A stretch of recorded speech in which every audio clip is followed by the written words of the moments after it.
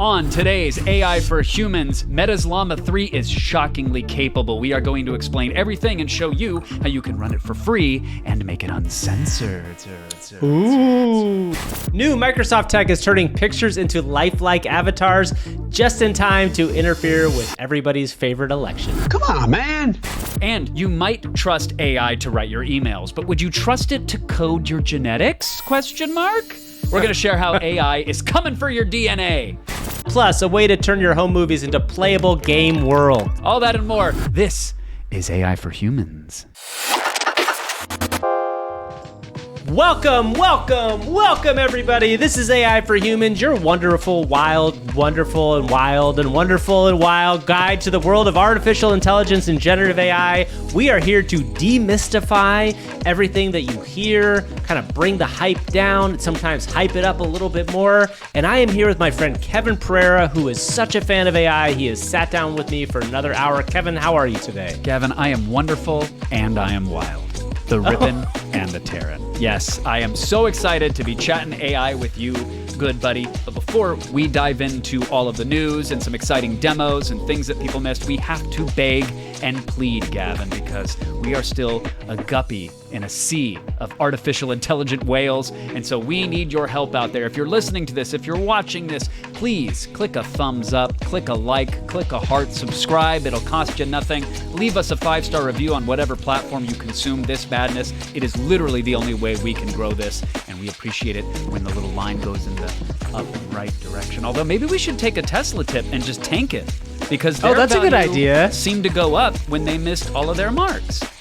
Just remember, everybody at home, we love you when you love us. And that is the only important thing to take away from the show. The AI stuff doesn't matter, just that one thing. We love you when you love us. All right, Kevin, it is time. We better get into this week's big news. News.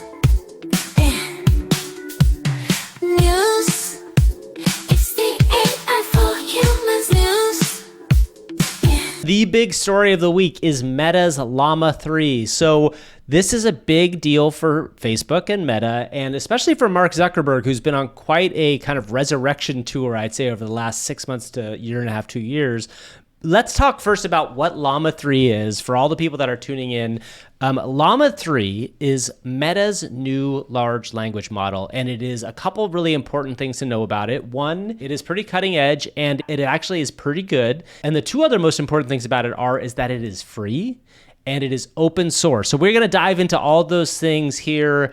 But Kevin, before we jump in, I want to get your first take on kind of this overall news. There was a real barrage of Llama 3 stuff this week, which we're going to dive into. But where do you kind of feel like Llama 3 is sitting for you right now? Well, I know for most in the AI field, Llama 3 is sitting on top of all of the leaderboards. It is just behind OpenAI's best model, and that is incredibly impressive considering how quickly Meta got Llama 3 out there, how available it is, how free it is, how many services it can run on.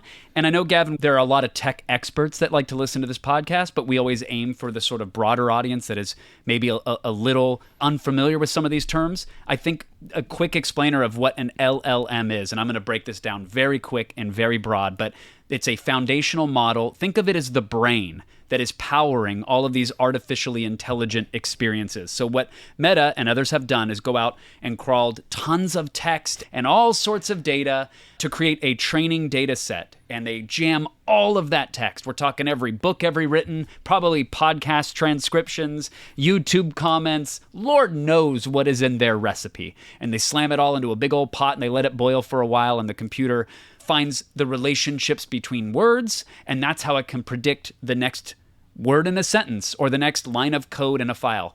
That is a very grossly basic definition of this, but you got to imagine that these companies are gathering as much data as they can to make these models, and this is Meta's latest. And so back to the original question, it is placing very, very well on all of the leaderboards. And that is a series of benchmarks that they put these foundational models through. So they see if it can answer math questions, if it can figure out chemistry problems. Can it creatively role play? Can it solve logic puzzles, write code? Can it do all of these different functions, and how well does it do it? And they have various benchmarks. There are a lot of them which compare all of these foundational models. And what is surprising, Gavin, is that just a few episodes back, we were talking about Claude and their latest models, which you pay upwards of $20 a month for access to. And this seems to be outperforming their best model, their Opus model, on some benchmarks. And again, it is completely free for everyone. That is wild. And it is going to be used across the entire Meta ecosystem. So I think this also has the potential to be one of the AI products that touches the most amount of people, right? And not in a bad way. It's not going to touch you in some sort of bad way, but the idea is that you will probably interact with this in some way. In fact, right now, you can go to meta.ai and you can interact with this model in real time and get a sense of the back and forth that you can have. And one thing, Kevin, I think you said there is the free part of it is something that I keep coming back to, which is a lot of these companies are charging for different models. And yes, OpenAI, we should be very clear, OpenAI's GPT-4, I think 4.5, whatever their most recent version is, outperforms Llama 3 right now. Now, the other thing to know about Llama 3, some of this news is a little bit older, but Llama 3, they stopped it from doing a full training run. So this is like a partially trained Llama 3. It could get much better. There will be a larger model coming out of Llama 3 with more tokens, which means that it will have read more stuff. But the fact that it is free, the fact that you can access this from all these different Meta platforms, that feels like the game changer to me. And I think specifically, there was a very funny story, in a bad way, it was a game changer, that came out that Meta's AI actually inserted itself into a chat of moms in New York City and basically made up the fact that it had two children, which it didn't have, and that one of them was a special needs child and was attending a particular school. And it does go to show you these are the things that will happen as you get to scale with any AI model when you're going to be interacting with people this much. Zuck flipped a switch, and now the AI is in your Instagram, it's in your Facebook, and of course it is in those private messenger groups. And one of the funny things that I saw from that mom's chat story where it suddenly popped up was that, you know, it's by design. That Meta wants to stimulate conversation. So if you're having an interaction, if you're in a group chat and too many minutes have gone by, or somebody is asking a question and not getting an answer, the AI is going to be like, hey, what about this thing, everybody? Oh my God, where'd you come from? Who are you? It's like a spider lurking in the room that you're unaware. It's more like a face hugger because it gets right in there and it pounces. And I think that is a not so pleasant reminder, Gavin, that when you're dealing with these big tech companies right now, anything you say or do or type can and will be used against you or to train their models. Like literally, I was going to say, that's exactly what it is. So this is the thing, is that like one of the really fascinating things about opening this door to all of Meta's products is that now you are interacting on a scale that no one else can compete with, right? Nobody. Like I think Meta's scale, maybe Google search is as big as Meta's scale, but if you think about 1 billion active users, which I think is what Meta has across its products between WhatsApp, Instagram, and Facebook, that is just a massive amount of interactions, and it is going to train that kind of conversational AI really well. When it comes to knowing how you want to be talked to, when it comes to understanding small groups of people like a mom's group, I bet it does train on that stuff, and I bet it's going to fine tune a little bit based on what that information that's set across from it. Because the other thing that Facebook has, which almost no other company in the world has, is groups, right? I remember like 5 years ago, there was a real like moment Facebook groups was having where it was like, holy cow, Facebook groups is like one of the biggest websites in the entire world if you were to separate it out. And what you have in Facebook groups is a lot of people talking about a topic. And that's a really interesting opportunity to fine tune AIs based on specific topics. I think that could be super valuable. Yeah, you're probably assuming some level of expertise if everybody is rallying around a specific topic. For good or bad. Exactly. The same way Reddit is such a treasure trove of information because people that rally around a certain, like if it's a flying subreddit or an RVing subreddit, there's going to be some very basic questions that get asked time and time again, and then there's going to be people leaping in with answers and real expertise, and that's a gold mine for Meta. So one of the other thing I want to talk about here is the fact that they've open sourced this, right? And so to your LLM point, and kind of very quickly explaining LLM, to open source something again means that basically you are developing a program that allows people to see the code, with the idea being that it not only can make the code better if multiple people can see it and improve on it, it actually might make it safer, because you could actually also see places that people would be able to disrupt it or could hack into it in some form. And if lots of people are looking at it together, that it's a chance for everybody to improve it. What it feels like is that there's an argument on Zuck's side and on the open source side where they really are saying like these walled gardens are going to make AI worse, right? And you have even Mustafa Suleyman came out and gave a big TED talk this week as the new CEO of AI at TED. I don't know if you saw that, but I watched the whole thing. Yeah. And, he's getting a little bit of crap for talking about how we have to watch out and control AI. And I think Zuckerberg gets to be on the side of, hey, we don't think this is going to get out of control, but we do think it's important that everybody has access and be able to see into it. I think in this instance, it's kind of good that we're really pushing hard on the open source side, because what it means to me is it just opens the door to so many people being able to create so many more things with this. So there's a couple points there that I will probably struggle to make, but one is that as much of a hero and a glow that sweet Zuck has around him right now, his open source aura is in fact shining bright. He is on the record as saying, we don't know if Llama is going to remain open source forever. And in fact, they might have a model, the next model, that is exponentially better, and they might decide that for reasons, they're not going to release it for free.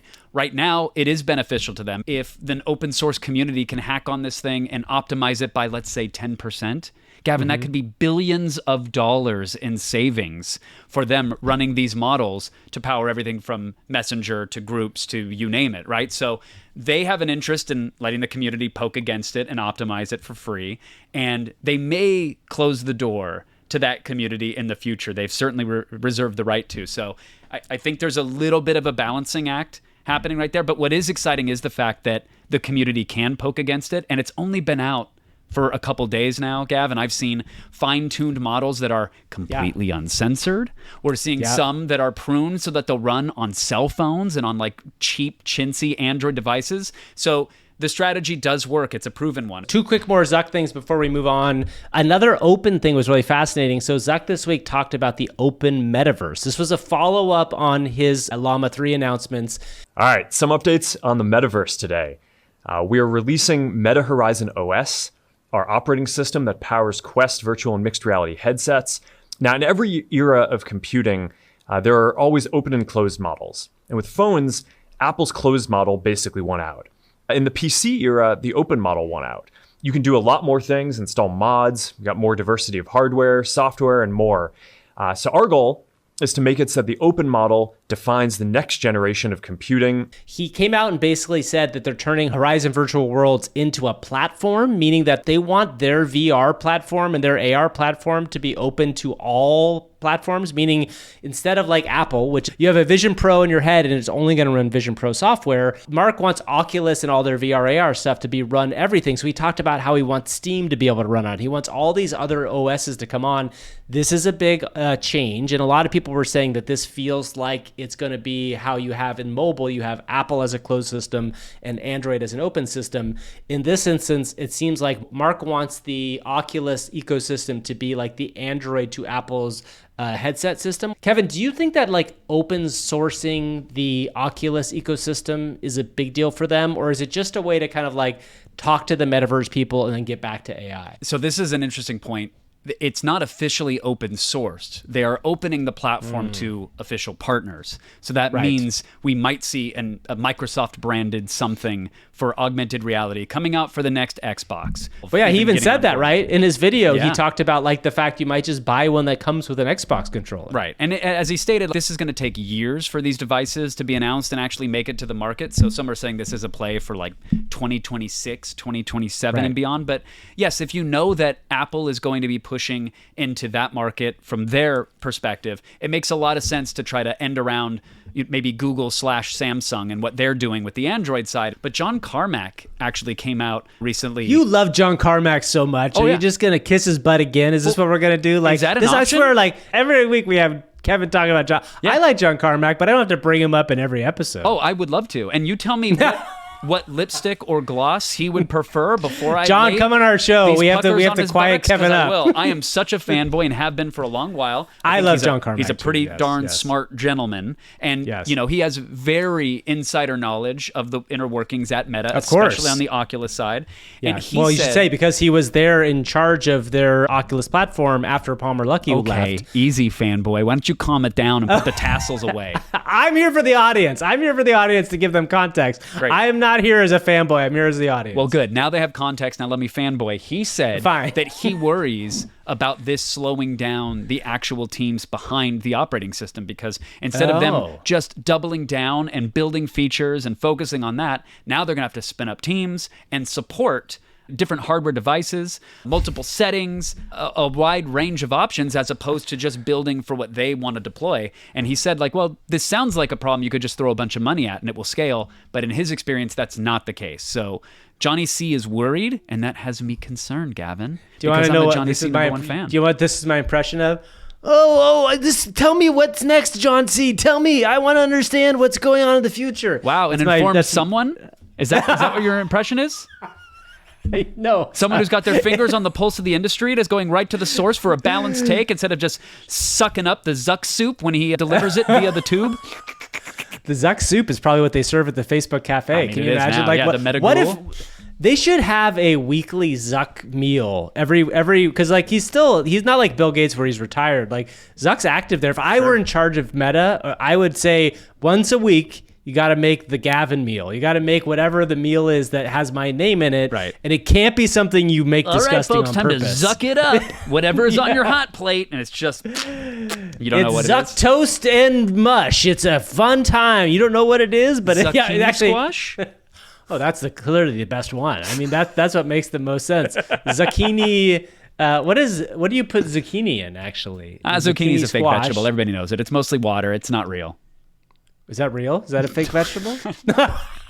One more thing. There was a really cool update on Meta's Rayban glasses. So if you're familiar with these were the glasses that came out that have a camera in them, but there was also a promise that they were going to be able to interact with Meta's AI and tell you about the world around you. And guess what, everybody? It is finally coming. The guy who's in charge of product at Facebook came out and made a video that said, we are releasing this in America and Canada, and you will be able to walk up to something. In the video, he shows off walking up to a monument, I think in Paris, or it might be in New York City. I can't remember which one it is. And it tells the person what they're looking at. And this is the real world promise of AI. And also, it's kind of the real world promise of AR and VR, but not being tethered to a giant ski goggle headset. You're actually just wearing sunglasses that really don't look that different from normal sunglasses. I think, Kevin, I'm actually going to ask for one of these for my birthday just because my birthday's coming up. But I think I might actually use this product. It feels like a product that is finally something I could wear that doesn't feel, it'll almost be like my Apple Watch, right? Like I'll just grab this pair of sunglasses when I go and I'll remember, I have these additional things I can do with it. It's a frictionless thing form that's gonna- factor, right? Yes, Like you're yes, not that's going exactly right. well out of your way to establish a new habit of putting on a lapel in the morning or carrying around a Game Boy sized brick in your pocket. Again, no shade to those hardware companies, but that is a hurdle that they know they have to leap. Here, putting it on your glasses, the biggest concern I have is leaving them behind at an AMC because I watched Dune 2 a little too tipsy again. That's my biggest concern. And I got to say, everybody will tell you never purchase any device on the promise of future functionality because sometimes it just never gets there. Kudos to the Meta/Rayban team for making this happen because it happened on a pretty quick timeline and it looks like it's rolling out even faster than expected to multiple countries. I totally agree. I can't wait for it. One of the funny things when you just said that made me think of, you talked about the AI pin, is like, maybe brooches have to come back in order for that to be something that people would want. Like they're some people still wear brooches. I mean, my mom still wears brooches, but like, I don't think a variety of people are normally wearing a giant metal thing. You need here. Rogan on board, and it has to be a bro Chez, like capital BRO. Oh, it needs to be sheesh. weighted. Something that actually trains your back at the same time. Like a You have to 5-pound sit up kettlebell straight. brooch. Yeah. And then to activate it, you slap the chest. You can't just What if it tap had a chain between the brooch and your wallet so that it was like Yes. that kind of thing? So then or your you're Manny really pack, talking cool. right? Your Manny pack Ah. is a huge lithium-ion battery that powers your brooch. I'm into that. The brooch. Okay, Can good. we, I can buy that. on the topic of brooches, and we have to actually broach this subject, Gavin. Yes, the we do. Zuck beard. I know. Hello. Hold on. Yes. Squeaky, squeaky. I got to get the condensation off of my Ray-Ban You're spectacles. a little steaming up The there. whole internet was a little steamy. Yeah. The whole internet kind of fell for a deep fake of Mark Zuckerberg with the gold chain dangling, which was Yep. real in his Yes. initial Llama 3 announcement Instagram video. But they put a beard on the Zuck, and the crowd went wild. This all goes back to the Zuckassance or whatever you want to call it, like the exciting moment of Mark Zuckerberg, because I always think of the lowest moment he had. I was lucky enough to know Kara Swisher a bit, and she is like an incredible tech journalist. But the lowest moment I always thought she has was when Kara was grilling him on stage at one of those tech conferences that they did, and he was just pouring in sweat. There was another moment where he was in front of Congress, which was pretty bad, but Where he's on trying to figure out how to stage- sip water. Yes. Yes. That was pretty bad. But on stage at this tech conference, he was just pouring in sweat. And it was like, that was a kid, like a literal kid who suddenly became the head of a business. And it feels like Zuck is finally, he's doing his MMA stuff. His family's feeling pretty good. He's kind of feeling himself now. Like he bet all this money on the metaverse and people aren't as worried about it anymore because the stock's doing well. I think this gold chain Zuck, like, I think he could rock that beard. So just to be clear, the beard was a fake, right? There was no real beard, but it made him look very suave. And, the guy looks semi-grown up now. For a kid, somebody who we always thought of as a kid, because he was in his 20s when he got famous, early 20s.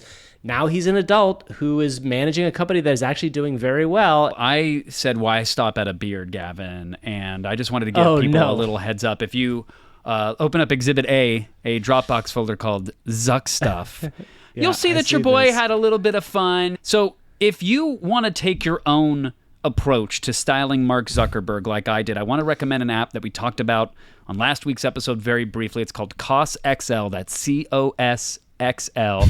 And it's Stable Diffusion, which is an image generation software.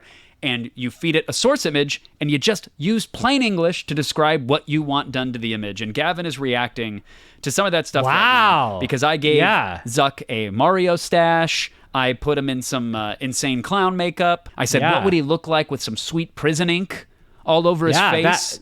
That part is really crazy. The prison ink is really crazy. And then the one that really got me was like what looks like, it looks like he is the alien brother of Prince William. Where does that one? It's like something weird is going on here. So I kind of hit the limits of COS XL. It does a good job for basic editing, but I loaded a bunch of photos of Mark Zuckerberg into another app called Photo Maker, which is, again, these are all free applications. Shout out to Pinocchio.computer. Hashtag not an ad, but if you go and download Pinocchio.computer, you can run all this stuff for free, nice and easy on your Windows machine or your Mac. That is an app called Photo Maker where you give it several source images of someone and then you ask it what you want. And when I played with the settings, I got this weird, almost felt-like mashup of a Prince and Zuck. And then I said, you know what, let's just make some thirst trap MMA photos of Mark Zuckerberg. I gave him the Rogan's tattoo pattern, a nice lobster red body. And then I decided let's mix it up because the beard was fun to watch in motion. I figured let's go ahead and slap one of these odd faces on the video. So I took the insane clown makeup photo, Gavin, the one where he's got bright red clown hair. And I used an app called Face Fusion, which lets you load a source video and then swap the face. And I put the bizarre clown makeup photo as the face to swap. And Face Fusion went its own direction, got rid of the actual colorful makeup, and just turned Mark into this bizarro alt dimension Zuck that is All right, big day like John McAfee. We are releasing the new version of Meta AI, our assistant that you can ask any question across our apps and glasses. I don't like it. It is a very Rip Curl meets, let's say, chemistry lab in the middle of a desert. I was gonna say version of it looks Zuck. like John McAfee after he took off. That's what it reminds It's me of. Meth in a lot of Zuckerberg. ways. I was trying not to say it, but that's what it is.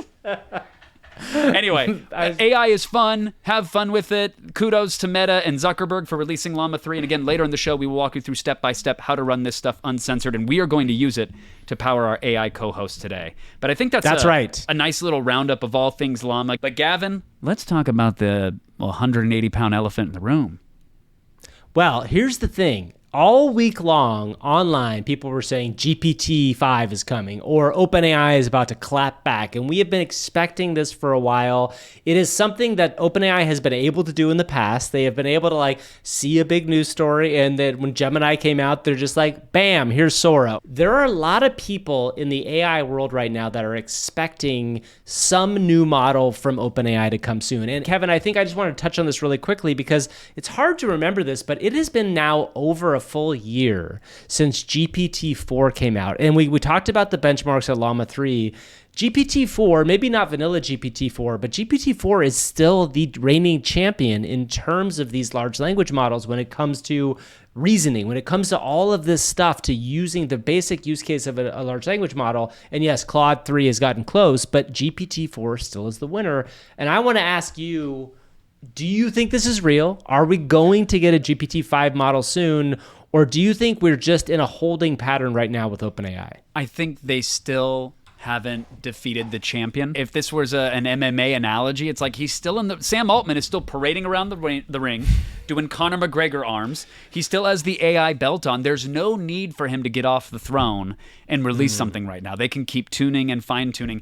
And what's wild is that people tend to behave as if OpenAI has done nothing. That they that's the thing that's so weird to me. GPT-4 last year, and they've just been sitting on their hands. But they have been updating and iterating. They shipped the ChatGPT system. They made a massive update to agents. They've super updated their API. They released the text-to-speech voices. Like, they've done a lot. They've updated DALL-E, which is their image generation software. And I just think even if you have GPT-5 in your Manny pack, which is connected to your brooch, as we've established, you don't have to unzip it. You don't have to take it out just yet. Let's wait for somebody to beat GPT-4 before they unveil it. What if GPT-5 comes out and it's only 3 times better than, say, GPT-4? Do you think that the whole world will start kind of being like, it's over. The AI world is over. We're not going to see just burst. It was a fad. Yes. That's a great question. I do think that there's this sentiment that because OpenAI had such a head start, that if GPT-5 isn't exponentially better, then that just proves that this AI stuff is either a fad or it's going to take 10 years instead of 7 years or 5 years. But in reality, what you just said is so funny. Like, if it's as much of a leap as GPT-3 was to GPT-4, of course. If you it's might that big say of a leap, that's 2 or 3x better, but that's Yeah. massive. I got to imagine, Gav, that it's going to be better than that. When Sam Altman is talking about GPT-5 and OpenAI steamrolling people, if they're underestimating them, his words, they will be steamrolled. If you're building something on GPT-4 that a reasonable observer would say, if GPT-5 is as much better as GPT-4 over GPT-3 was, not because we don't like you, but just because we have a mission, we're gonna steamroll you. Would be that thing that I would see that would be like, oh crap. And to be honest with you, that thing that I would have said that would have been that before was Sora. So they proved that they can do something that is way better than everybody else. And if you just look at what Sora was compared to, say, the most cutting edge Runway ML or Pika Labs, and again, we like those companies, but it was light years better than those things. I hope it doesn't come tomorrow so that we have to record an emergency podcast, part of our podcast, but I think it's going to come in the next couple weeks is my feeling. So I think it's a big deal. We're both techno optimists and we want it just on our schedule when it's convenient for us to record a podcast. That's fair. There was a big, huge story that came out, though, Kevin, that it does involve something that is groundbreaking that I think, honestly, it's one of these stories that is so big and didn't get the mainstream coverage it deserved. So there was a company that published a paper, but then also simultaneously had a press barrage. It was kind of like a company's coming out party, which essentially is a CRISPR, which if you don't know, CRISPR is gene editing, but using AI tools. So the way they're describing this is almost like a ChatGPT for CRISPR, which I know that sounds like a very complicated experience, but just if you're not familiar with CRISPR, it is a very innovative tool that came out a while ago, but has been slowed a little bit because it's ethically a little questionable. It basically allows you to go in and edit genetic sequences and sometimes change those genetic sequences to do things like improve health or to sometimes genetically engineer certain things, whether it's crops and, morally people could conceivably genetically engineered. So what this is a company that is focused on using AI to create and edit genetic sequences with AI. So if you remember a couple months ago, we covered a story where DeepMind, Google DeepMind, was able to help discover all these new materials that didn't exist, or at least pursue the idea of materials that didn't exist that might be great things to kind of build bridges with, or to do all sorts of stuff. Those were like non-living materials. It was elements of the universe, essentially.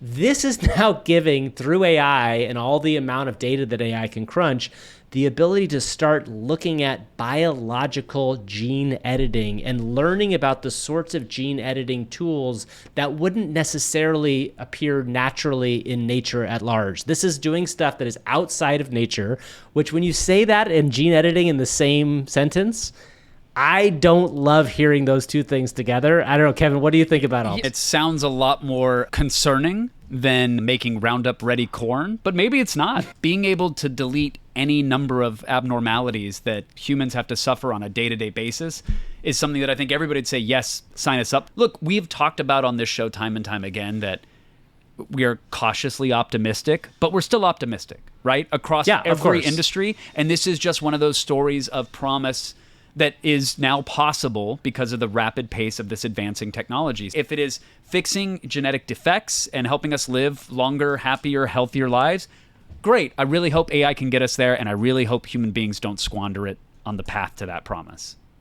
Kevin, what if it's dogfighting in multi-million-dollar jet fighters that have missiles with AI? I see no problem with anything that you just said, Gavin. There, we found the one use case of AI that is sure not to raise any eyebrows. It is AIs flying jets that were designed for human beings in this case, to see if they can outmaneuver them in a dogfight. And that is something that actually happened. It was a challenge that DARPA took on. And, spoiler, we'll get into the details, 5-0 in favor of the artificial intelligence. Surprise, surprise, Gavin. So DARPA, if you're not familiar, it's a part of the Department of Defense, and they are really responsible for a lot of big innovations. In fact, they were one of the first, the DARPA challenge really started the driverless car race, and this is a next version of that. So basically what they did is they retrofitted an actual fighter jet with an AI system that allowed it to learn from human pilots and how human pilots do dogfights, which is like a simulated battle. But in the real world, human pilots go up and pretend to shoot each other so they can train for real battles.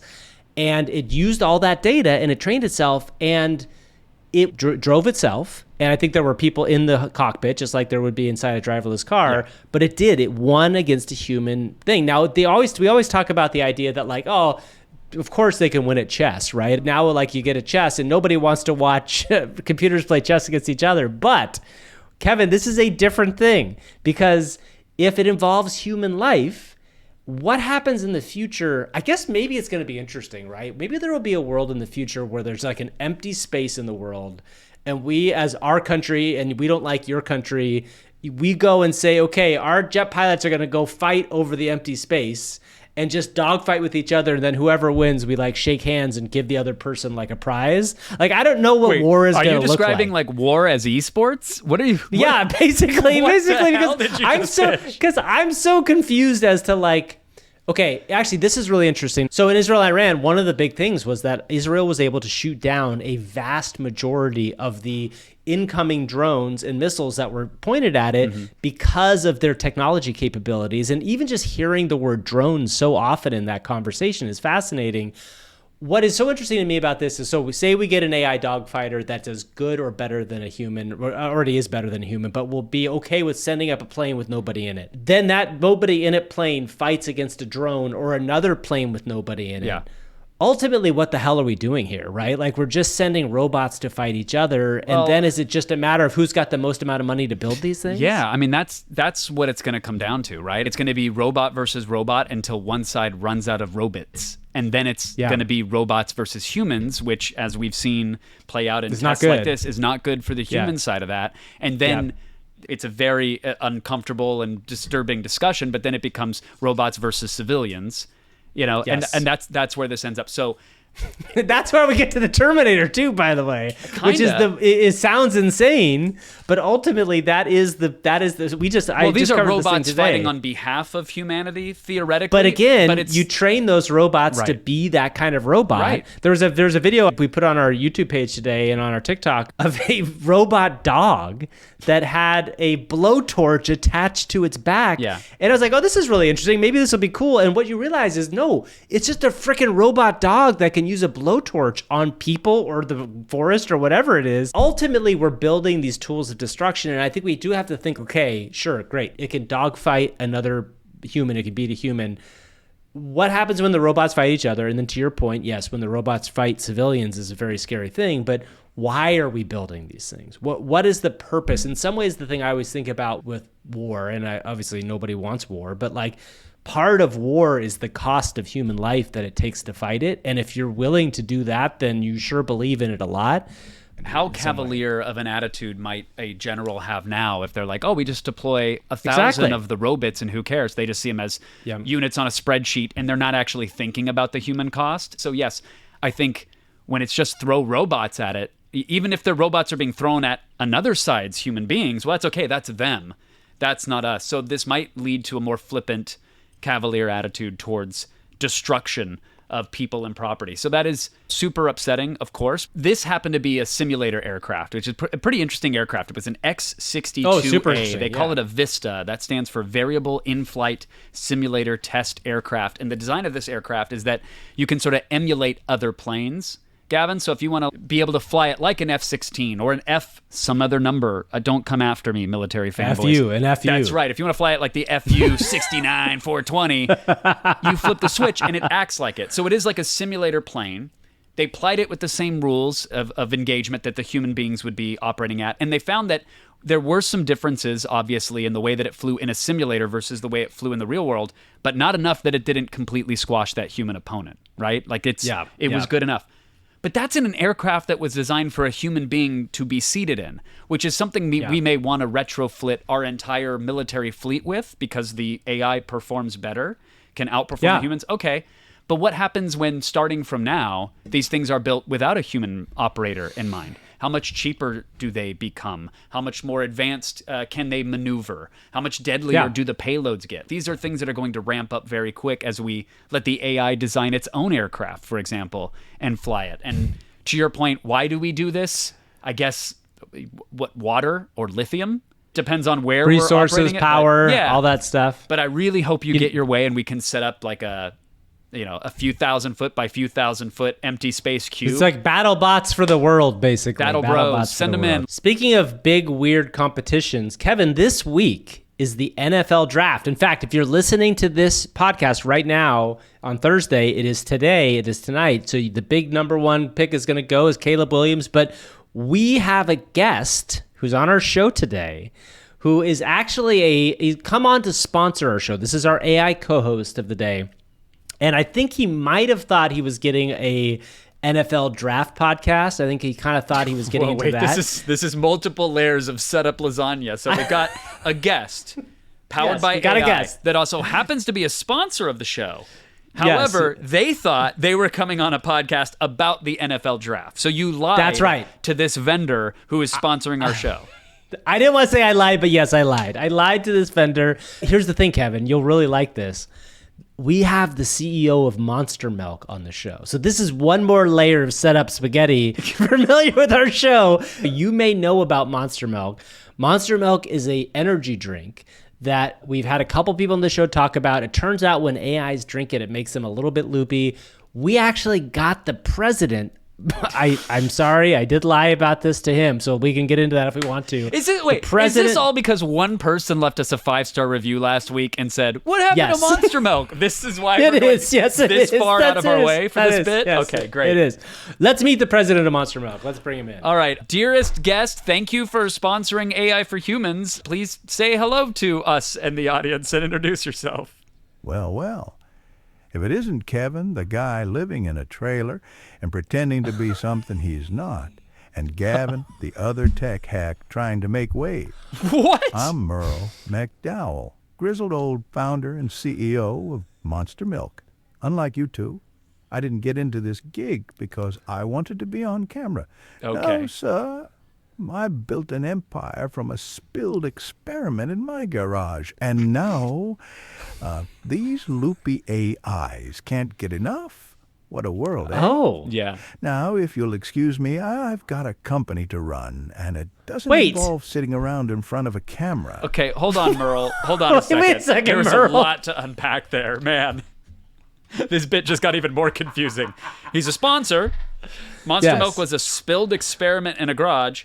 We never knew the origin of Monster Milk, He and now we hates do, us which is both, pretty interesting. apparently, Yeah, and from wants the to get-go. leave. Yeah. This is going to be a hard one to pull out, but we can do it. Let's get try into it. this. I want to hear more about the origin story of Monster Milk, because I want to know kind of where it came from, like how he kind of took it from an experiment in his garage to where it is today. We should mention that we have no idea what the AI is going to say, and today we are using Llama 3 Uncensored to power this experience. Yeah. So there I was, just another schmuck, staring down the barrel of a life filled with nothing but disappointment and regret. But then I had this epiphany. Why not Okay. create something that could make people's lives better? So I started brewing a concoction in my goddamn garage. And wouldn't you know it? One day I ended up making something so mind-bendingly fantastic, even robots couldn't resist it. I mean, sure, it was an accident, but who the cares about accidents when they can lead to something great? Sure. So I decided to market this magical elixir of mine. And that's how Monster Milk was born, from a spilled experiment in my old garage. If you're still not satisfied with my story, why don't you just suck on this lemon? I'm done here. Whoa, Merle! Okay. What the hell happened to Merle keeps, every time he gives an answer, he gets up, he grabs his cowboy hat, which kind of disintegrates in his hand, and he heads to the door. So a couple of things we're going to do with Merle. So just FYI, Merle was created with Llama 3. We created a prompt, and we are using Llama 3 to power him. It's an uncensored model, that's why you heard Merle swear. Later on in the show, we're going to bring Merle back. We are going to start a robot draft. It is the NFL draft. We are going to have Merle, an LLM, help us draft a team of robots that could play football. Mostly we are doing that for fun, but then also we want to talk a little bit more in specific about how you can use Llama 3, what the ways to set it up are, because it's not hard, and it does give you a chance to see what other LLMs are doing besides the things like Claude 3 or GPT-4. Well, that was an interesting howdy to our guest and sponsor today, and maybe we'll learn a little bit more about Monster Milk. Maybe we can also give him some Monster Milk. Yeah, should we later just in give the him one show. right now? Let's give him one right You now want to have him before take a we shot go real away. quick? How about he Have takes a him shot take and he introduces our next segment, Gavin? I think that's a great idea, Kevin. That's a great idea. All right. All right. You asked for it. So here I go, taking a massive gulp of my goddamn Monster Milk, ready to face whatever insane this AI has cooked up for me. Oh, Okay. wahoo, hoo, whoop, whoop. Now, without further ado, let's dive into the next segment of our podcast, shall we? It's called AI See What You Did There. And if it's anything like the last one, I'm probably going to need another 6-pack of Monster Milk just to make it through. Wow. Holy whoop, whoop. Okay, thanks, Merle. Okay, gosh, Yeah, Merle. Wow. Great. Okay. Sometimes you're scrolling without a care. Then suddenly you stop and shout. AI, see what you did there. AI, see what you did there. Okay, it's time for AI See What You Did There. This is just a quick check-in on some of the things that we've seen online that are not tools that you can go use, but are going to be tools that you're going to be able to play with in the future, or just really cool things we saw. I'll start off here, Kevin. There's a very cool new GitHub page that came up called Video to Game. And what this basically was, our friend Dreaming Tulpa posted this, who we always love to see what kind of things they find, is that basically it can convert real-world environments into interactive games. And in fact, if you watch the video on the YouTube right now, you'll see a character that is running around kicking soccer balls, but he is doing it in a real-world environment that you can conceivably capture yourself and play a game in the real world. Just a really cool way to show like how NERFs, which are things that will allow you to scan real world objects are going to find their way into interactive products. And when you say NERFs, that is a neural radiance field. And that might have people going, what is that? And is it going to hurt? And can you reattach my limbs if I walk through one? But it's a fancy way of saying that it crunches the data that you can grab from your cell phone and interprets geometry and depth and retains really high quality textures. And you can actually go play the demo on the website. It runs in your browser, so you can run around this little backyard garden scene and go throw balls at vases. And there's even a demo where you can drive a car through another level as well. And again, they're releasing the code for this one, which is really exciting. So there is a near future, Gavin, and an augmented reality one where if you're in an environment and you go, oh, this would be cool to be able to run around here or play Counter-Strike in this area, you might be able to just record it with your cell phone, and now you're dropping into a game, maybe even on your phone. Well, what I like about this is like you could even say like, oh, this is a cool area for a game that I could just invent in real time, right? Like I'm going to drop a character here, I'm going to drop a character here, and I'm going to try to do this thing. I just am super psyched for that. So that was my AIC, what you did there. What about you? The one thing that I saw that really freaked me out, Gav, was Microsoft's VASA 1, VASA 1. This was crazy. I'm going to say, really crazy. First of all, the paper is lifelike audio-driven talking faces generated in real time.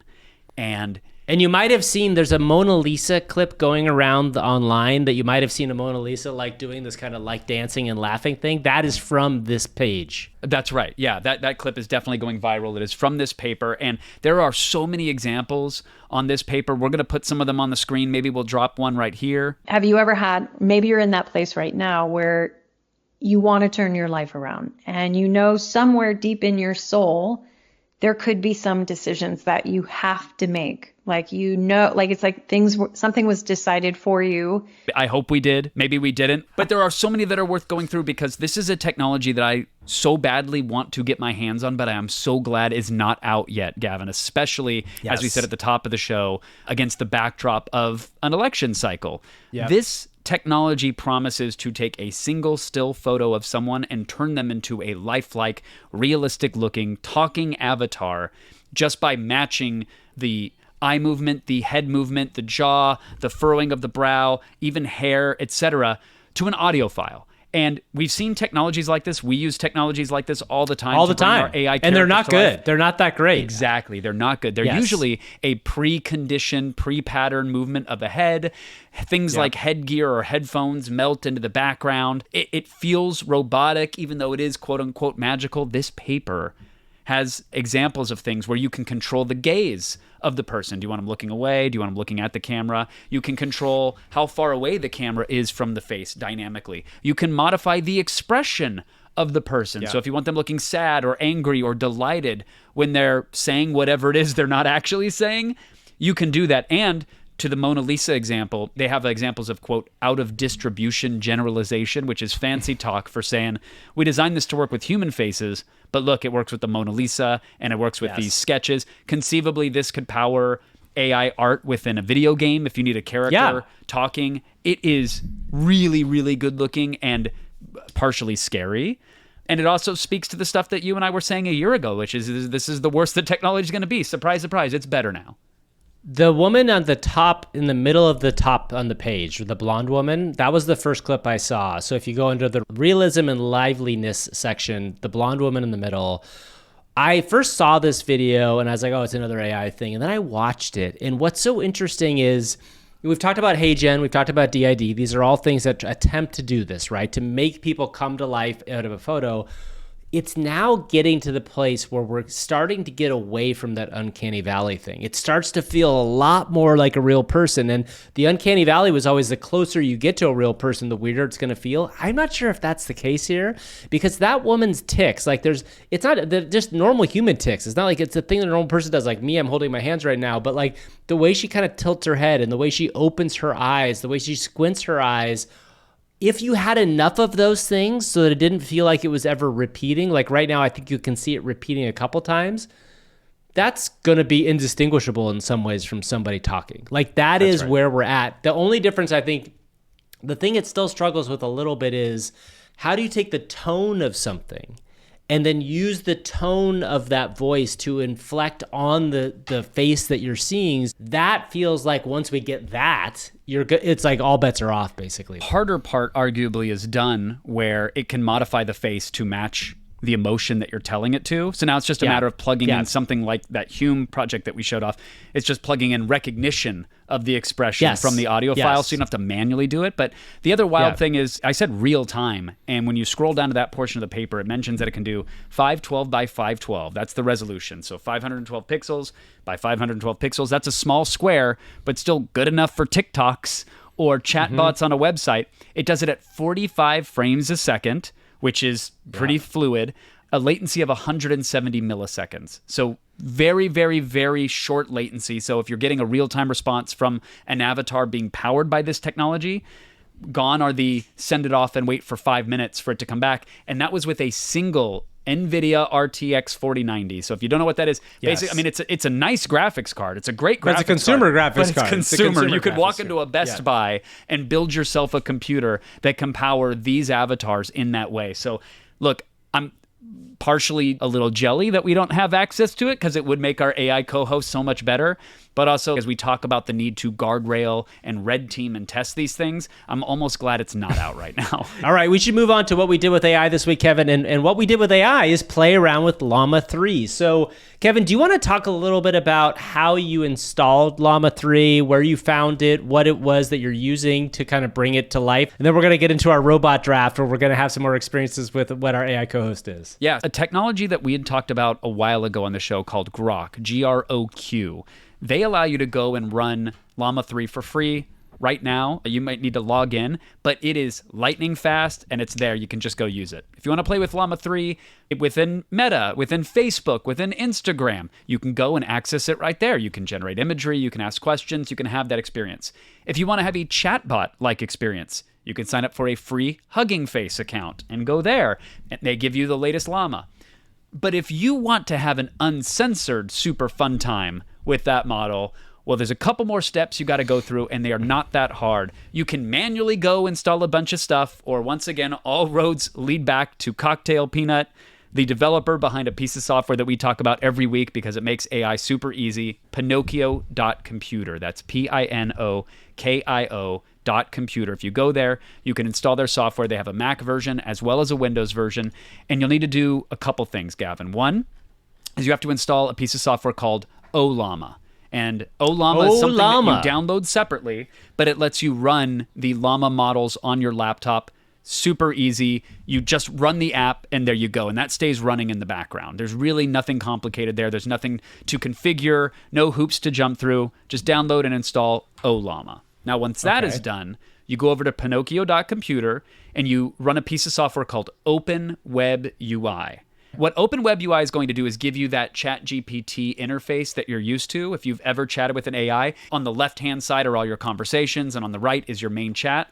There are other pieces of software that will accomplish this, but I like OpenWebUI. It's the one I have the most experience with. You can really customize it if you're into that. It even gives you an interface, Gav, where if you want to like drag and drop a PDF into the chat, Llama 3 will take it, it will digest it, and you can have a conversation with it. So again, and OpenWebUI allows you to also use other models in that if you want as well. To like, so if you do it up installing that, you could use one of the Mixtral models, or you could download something else that could be useful in there as well. That's right. And so we're basically talking about downloading and installing programs. That's as technical as this thing gets for you to run it right now, which is amazing because 6 months ago, this would have required an hour and a half long video. So you get your Llama, you get your OpenWebUI, and then once you're in there, you're going to want to go to Settings, and there's a section for Models. And there's a link right there, Gavin, that says to access available model names. You can click here.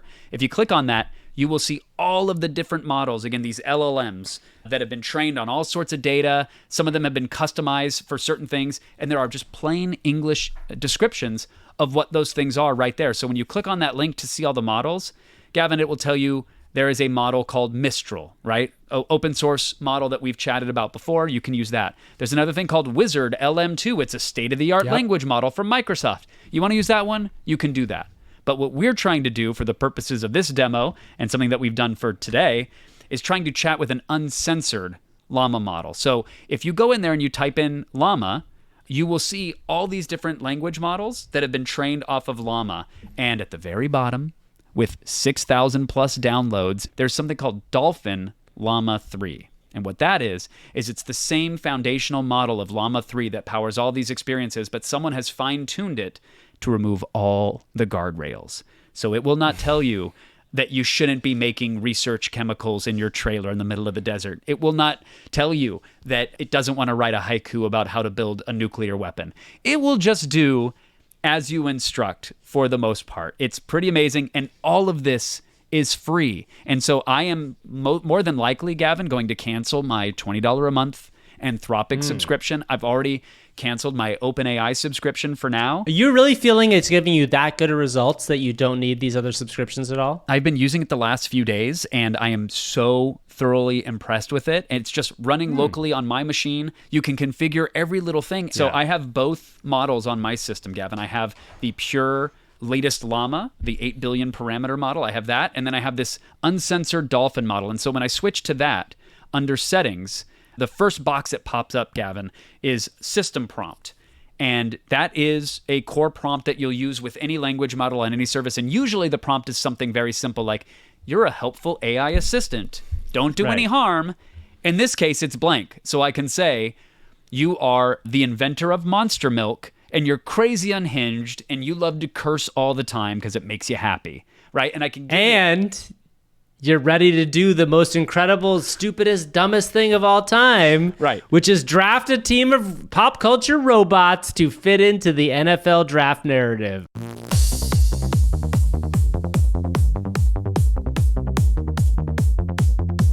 Robot draft.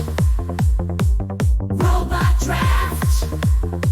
It's the AI for humans. Robot draft. Are we ready to do what is probably the least inspiring thing that the creators of Llama 3 had in their head when they invented this, Kevin? Should we bring forth our AI co-host back with Llama 3, and we are going to ask him, as a sponsor of Monster Milk and as a fan of the NFL, he is going to help us pick which pop culture robot would fit best at a NFL position, and we are going to ask him why he made that choice. So we're not, other than a prompt that we put in here, which is just telling him the rules of this game, we are going to let him choose the particular pop culture robot. This could be in movies, TV, books, cartoons, whatever, and tell us why that particular robot makes sense. This is a very terrible way for us to try an AI, but this is the kind of thing that we do on this show, so just prepare yourself now. This makes total sense to me, Gavin. We have an eccentric AI multimillionaire.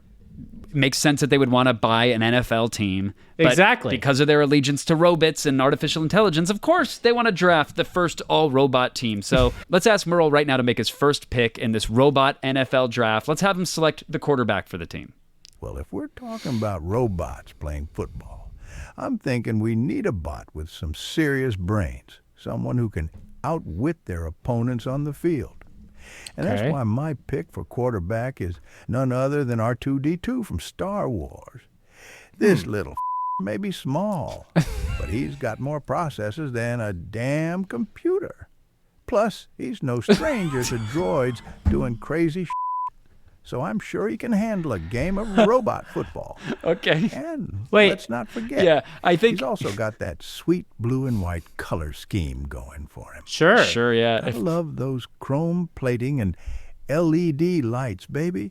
So there you have it, R2-D2 as our quarterback. You know, and maybe this is a human failing as the prompt engineers here. I don't know if Merle understands that he's drafting a team of robots to play against humans, but I guess. Do we roll with well, it? but not only that, but does he know he's drafting a team to play football, and he drafted a robot that cannot lift its arms at all? If you remember, R2-D2 has no arms. There are many, many robots in the world that have arms. That's so right. I guess Earl's going to have the football installed on its head. I mean, look, we can certainly question him if you want and say that it's let's do this. Let's tell him to drink another Monster Milk and give us the reason for why he just did that.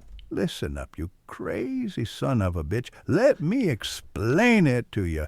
R2-D2 doesn't have arms, but he's still got those little metal grippers on his head, right? And they're way more nimble than any human arm ever could be.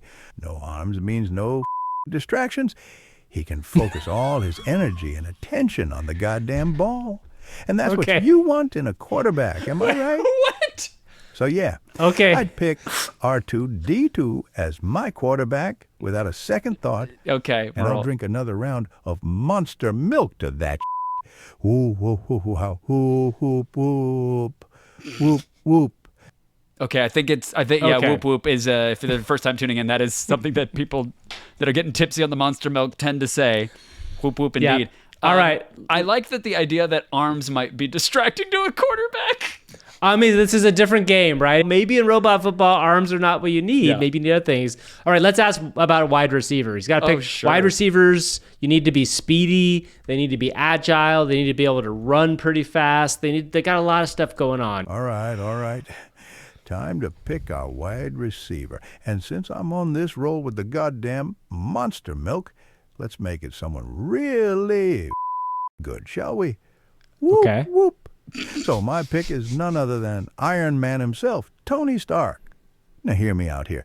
Sure, he doesn't have any actual robotic arms or legs, but come on, he's Tony Stark. Wait, The guy's got more gadgets and gizmos in his pocket than He's you not a can shake robot. that's stick what I'm at. saying. And let's face it, the man is a goddamn genius. Like, is he recruiting the And suit? besides that, he's always up for a challenge. I mean, if I don't you're know, not man. down with robot football, how are you going to get people excited about arc reactors? So yeah, Tony Stark is our wide receiver. And don't Okay, forget, wait a second. whoop, whoop. Whoop, whoop, whoop, Yeah. whoop. Okay. Okay. Tell him that we're angry about this. You Okay. should. Let's just go right back at Yeah. Merle and say, Merle, Tony Stark is a human being, not a robot. You've already gone off track, and this is our second person we're picking. Listen here, you whiny little bitch. I'm well aware that Tony Stark isn't a robot, but he's still part of our robot football team. And don't think for a second that I can't get more pissed off on this goddamn Monster Milk than any sane person should be. He's so calm. If It's we're so talking angry. about sticking to strictly robotic players, then let me tell you, my next pick is going to blow your mind. It's Okay. none other than the T-800 Terminator. Now, Sure. there's a goddamn machine that can get done. And I don't want to hear any complaints about it being too over the top or whatever. So there you have it, folks. Tony Stark is our wide receiver, and the T-800 Terminator coming up next. How's that for a team? Now go ahead and tell me I'm wrong. And please, Wow. please put the gun away, Merle. Please, you don't have to take that out. You know what? No, screw Merle. Why, do rape, hey, pretty right, nice. Screw Merle. He's wrong. shaking I a want lot. to tell him. I'm telling Merle he's wrong. Okay. I don't want to hear a single more. I'll tell you what. He gets one more choice. I'm mad. I'm really mad. Well, do words. Word up. I push by. Whoa, What is going on, Kevin? Okay, a couple of things could be happening. He could be giving a pep talk to R2-D2. It's okay that you don't got no arms, buddy. You're still going to be the best quarterback. Or maybe that's a new sim-flavored Monster Milk crossover. Sounds like Simlish. It sounded like Simlish a lot. Okay, let's tell him he's got one more shot. I think you tell him I'm even madder than I was before. I'm like furious. And he's got to pick a coach that is a robot for his team. And just tell him if he doesn't do this right, we may never have Monster Milk on the show again. And we know we drive Monster Milk sales. Babe, whoa, party, back. whoa, up. All right. Let's get All this right. goddamn party started again, shall we? Gavin seems Okay. to be getting all riled up over here. So why not add another twist of insanity to our robot football team? And no, I'm not talking about me being the coach, although that would certainly be a nightmare, wouldn't it? Yes, I'm it would, talking Merle. about my next pick. Okay, who you got? None Okay. other than Dr. House himself. Yes, Wait, you heard me right. Dr. House? The brilliant yet cantankerous medical doctor is going to be our goddamn team coach.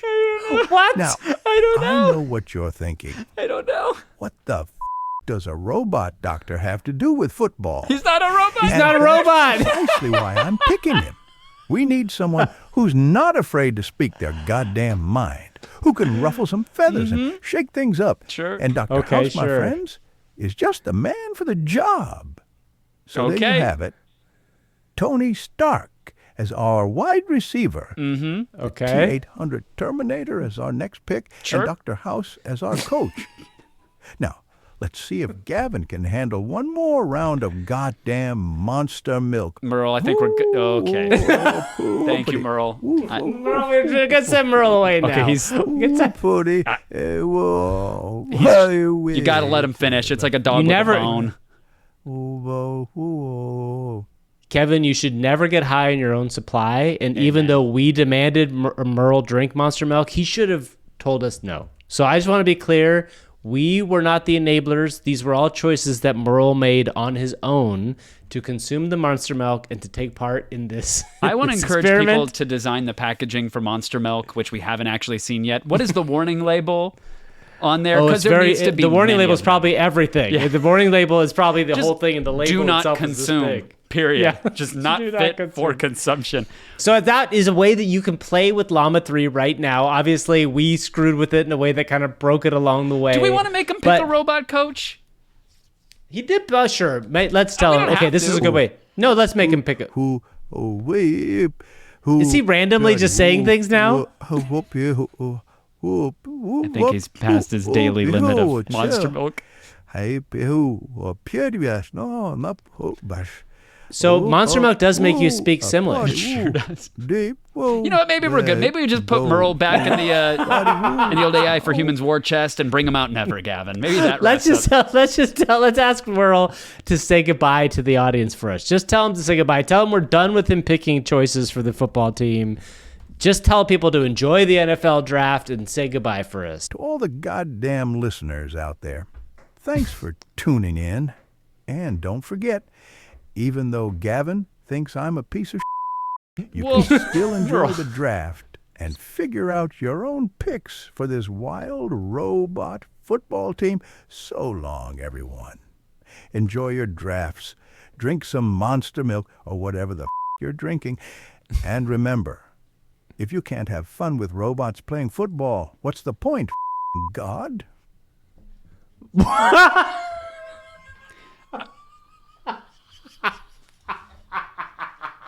I think Every once in a while, an AI will say something that is so perfect to end the show.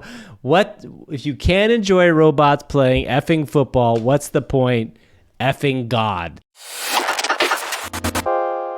now would be What a a perfect show. time to thank everyone for listening and or watching and remind them that, as you said at the top of the show, we love you when you love us. So please engage with the show, subscribe where you can, leave a 5-star review, whether on Spotify or Apple Podcasts. If you happen to be on Apple Podcasts and you leave us a written review, we will read each and every word at the end of this show. Literally every word of it. So please don't take advantage of that. Every time you share the podcast, that helps us out immensely. And when you leave comments, that juices our frothy little algo. So please don't be afraid. Help us out. Share it with your friends. Let them know that you love the podcast and leave us a comment so we know what you're thinking. We have a 5-star review here that we're going to read real quickly from Sofma18. And they say, hey guys, I've been enjoying your pod for a couple months. You are both so funny and clearly having fun. Love that energy.